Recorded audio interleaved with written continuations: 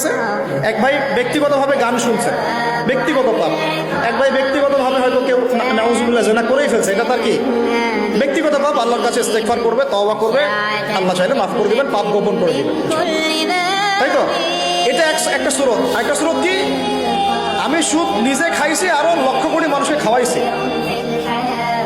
আমি জেনা নাউজুবিল্লাহ সে নিজে করছে, অন্য আরো লাখ লাখ মানুষ, যুবক যুবতীকে জেনাতে উৎসাহিত করতেছে। নিজে গান শুনছে, মানুষকে শোনাচ্ছে, নিজের মৃত্যুর পরেও সেই গান বাজতেছে।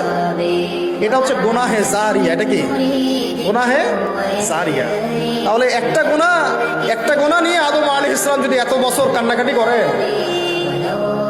ইব্রাহিম আলাইহিস সালাম কিয়ামতের মাঠে যদি বলেন আমি পারবো না সুপারিশ করতে, নূহ আলাইহিস সালাম যদি বলেন আমি পারবো না সুপারিশ করতে, ঈসা ইবনে মারইয়াম, মুসা আলাইহিস সালাম তারা পর্যন্ত বলবেন আমি আজকে আল্লাহ পাকের সাথে কথা বলার সাহস রাখি না।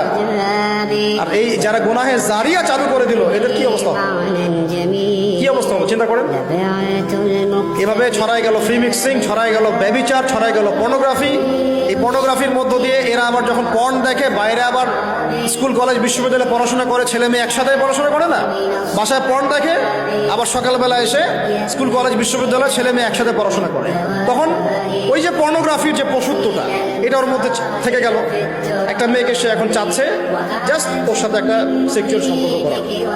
মুখে অনেক কথা বলতে পারে, ভালোবাসি, জীবন দিয়ে দিব, এটা সেটা, হাবি যাবি, বিয়ে করবো, আসো আগে করি।